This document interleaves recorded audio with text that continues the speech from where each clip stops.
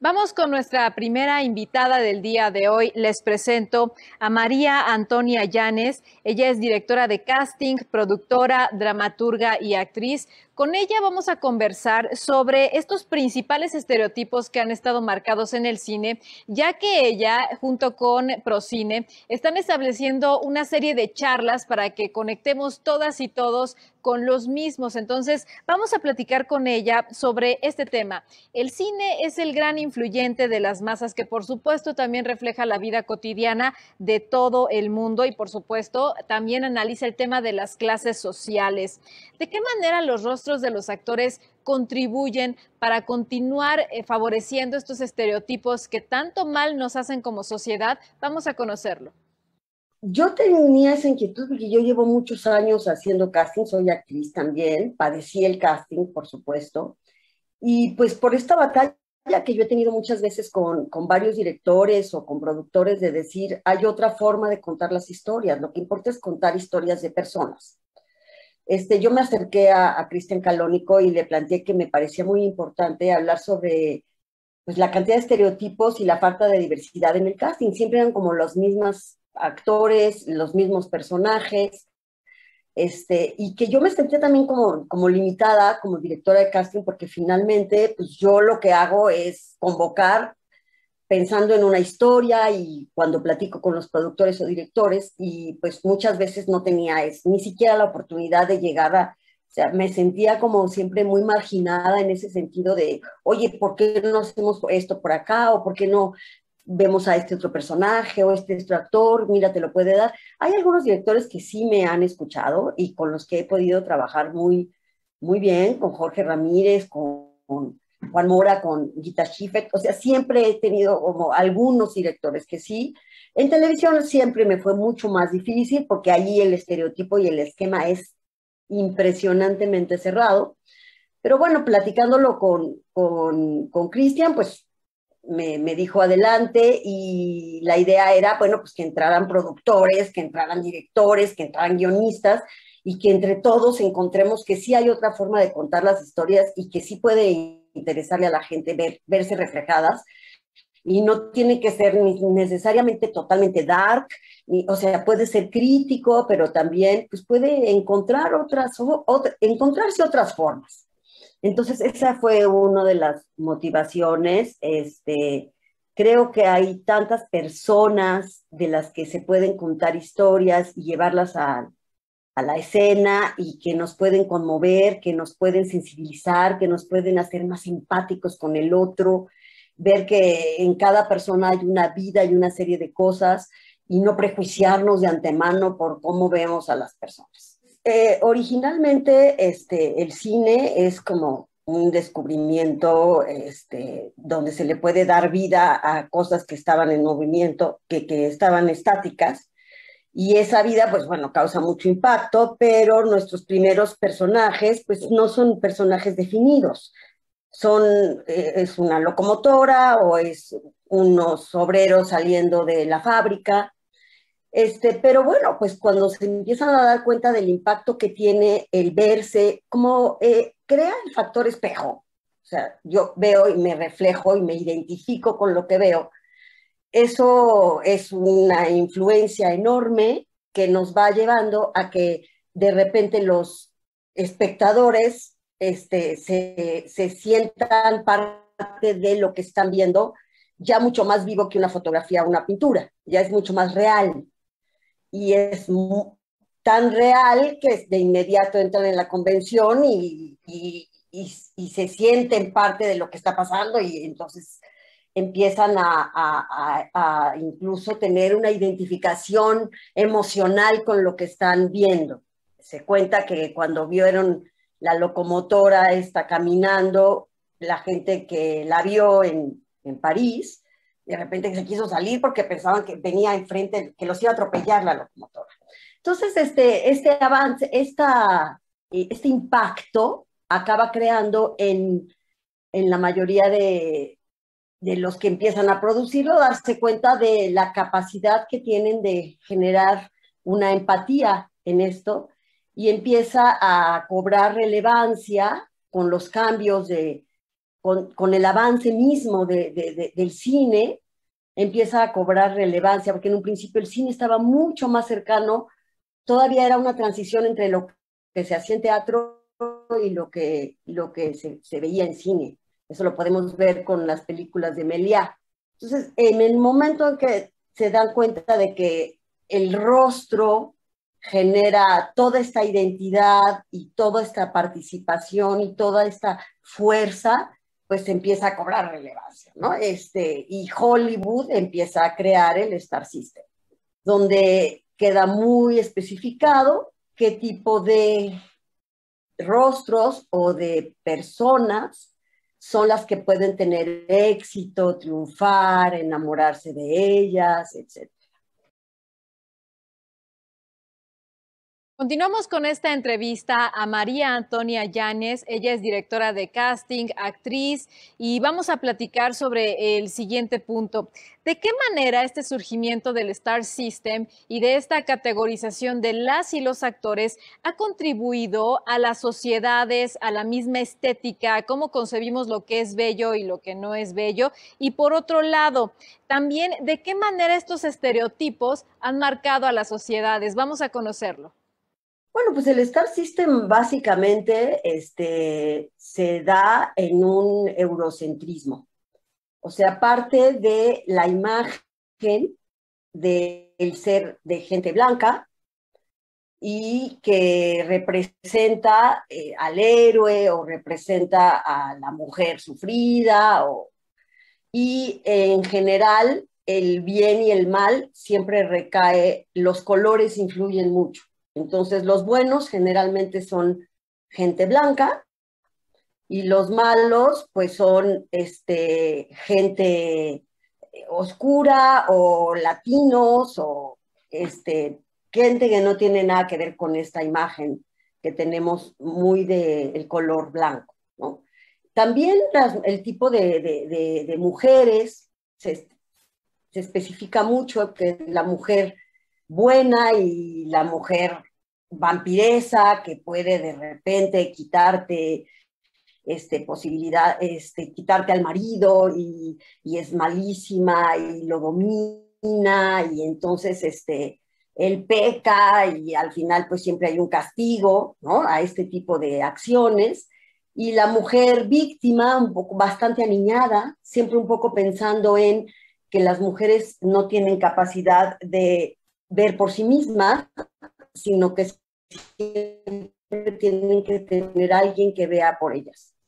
Y se cataloga esto de alguna manera, como que hay la estrella, sería como si pensáramos en letras, ¿no? Es la triple A, ¿no? Este tipo de personas que de hecho ya cuentan las historias, este tipo de actores que se parecen a lo que son, a lo que se ve de ellos. O sea, no hay realmente ninguna creación de personaje. El actor se representa a sí mismo. O sea, no, por eso Marilyn Monroe siempre va a ser personajes que tengan que ver con la imagen que se crea de ella. Y claro, empieza una cosificación un poco de las mujeres y los roles masculinos pues siempre son además mucho más destacados, hacen mucho más cosas, son los héroes de las historias y los rescatadores de las víctimas o las princesas. Y son víctimas de estas mujeres perversas, pero todavía queda muy esquematizado el bien y el mal. Además se dan cuenta de que eso influye muchísimo sobre las acciones de la sociedad y la fuerza política que puede tener. Y cómo puede influir, cómo es un medio masivo, cómo puede influir ya en las acciones de la realidad. Eso sería os digo, hay el actor B, que ya es un actor más de carácter, el actor que siempre vemos ahí, que un poco está siempre sirviendo para que el héroe se mueva, ¿no? Y los actores catalogados como C, que son los empleados, que son los meseros, que son los basureros, o sea, que son siempre los... Y generalmente este tipo de personajes, pues, coincide con que son muy parecidos a las personas que lo hacen en la vida real y generalmente, pues, estos son gente de tez oscura, gente que pertenece a los barrios bajos. Muchas veces los asesinos son este tipo de personas, los violadores, o sea, son los malos de cuento. Vamos con nuestra sección ¿verdad o mentira? La pregunta es la siguiente. ¿Se pueden modificar desde la parte actoral estas dinámicas de estereotipos? ¿Será verdad o mentira?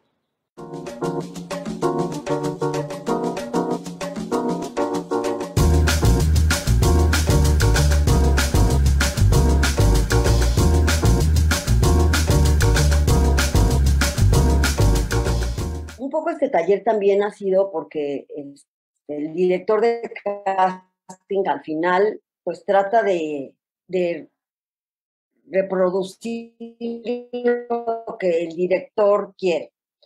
Aunque a veces hay directores que no saben mucho qué quieren, el director de casting pues se trata de acercar. Creo que puedes intentar decirle, oye, pues mira, hay esta otra opción, no, pero no tiene nada que ver. Muchas veces se piensa que el casting es como la imagen física. Entonces creo que desde ahí es donde ya estamos como encajonados. Hay un perfil, el famoso perfil. ¿Cuál es mi perfil? ¿No? Incluso yo hablo con actores y los cito y le digo, ¿cuál es el perfil? ¿Cómo voy vestido? Siempre hay como esta imagen exterior de qué es lo que están buscando.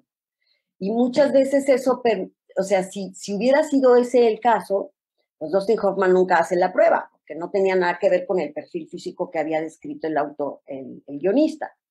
Entonces ya llevaban 2000 o no sé cuántos chicos viendo en todo Estados Unidos, en las mejores universidades, porque el perfil del personaje pues era un hombre atlético, por supuesto blanco, era galancísimo, la imagen del triunfador norteamericano y del American Way of Life.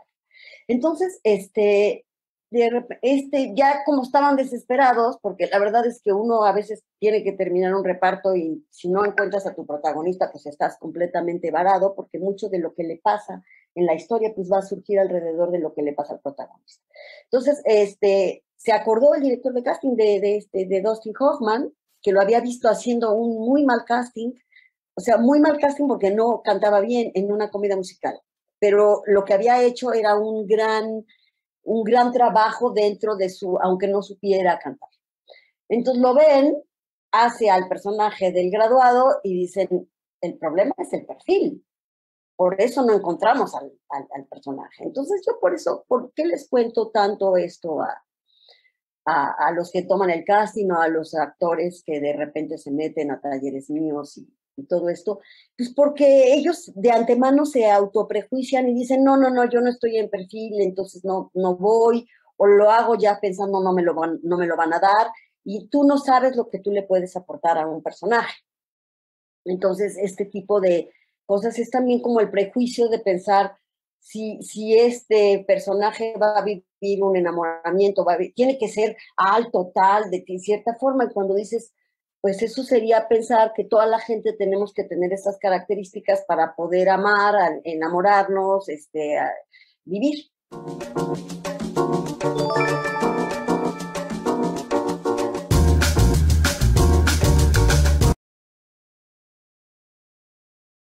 Continuamos, esto es Conecta Cartelera Cultural Activa y vámonos con la última parte de esta entrevista. En el caso de México, ¿cuál es el concepto de belleza para lo femenino? ¿Qué características solicitan los directores para que las mujeres puedan ser protagonistas de historias? Y por otro lado también en los hombres, ¿qué se les exige? Vamos a conocerlo. Lo que pasa es que hay que entender que nosotros heredamos muchísimo todo el concepto de belleza europeo. Y también con esto, las en la sociedad alrededor de la historia. Entonces, en un principio, bueno, siempre la mujer ha sido como acomodada, ¿no? Julia Tuñón dice que los espacios de las mujeres han sido siempre tres, siempre encerradas: las casas, los conventos o los burdeles. Entonces, en esa situación, la mujer de casa cumple con ciertas características y la mujer del burdel pues cumple con otras.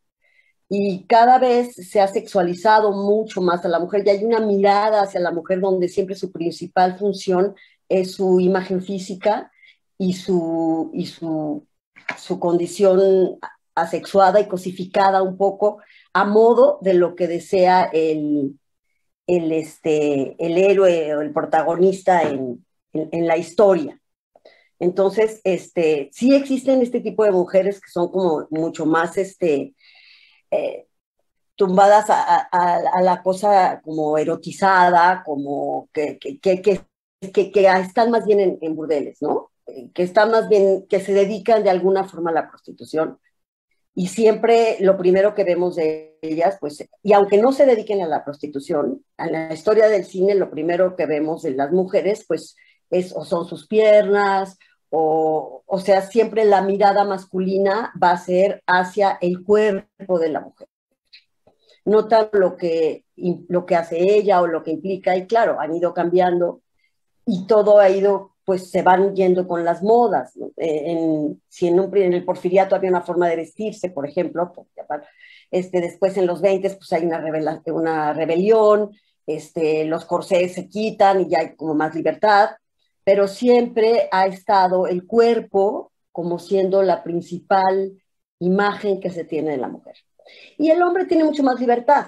Si vemos de repente las películas mexicanas, podemos ver por ejemplo, una película de Tintán o de Cantinflas, una película que se llama El Mago. Entonces, el mago llega y está vestido, el personaje masculino es un personaje que físicamente no es guapo, al contrario, es chistoso, es simpático, y está vestido completamente y se le aparece una bailarina que lo seduce, ¿no? Y lo primero que vemos de ese personaje de la bailarina, pues es que está, sus piernas, está en unos shorts o en una especie de conjunto donde se le ve el cuerpo. Claro, menos que ahora, pero en ese entonces eso era mucho, porque no se veía en las calles ni en ningún lado. Y él la sigue y está con ella y nunca ve, y empieza a quitarse, y no importa su cuerpo, importa lo que haga, importa los chistes que tenga, y en realidad, pues es el personaje con el que nosotros nos vamos. La otra es un personaje que está como para hacer que él haga esos chistes o esas cosas, ¿no? Y siempre porque además la mujer representa como el imaginario, o sea, la mirada masculina esta de el deseo y la fantasía al mismo tiempo que se va imponiendo dentro de la imagen que se muestra de las mujeres en general.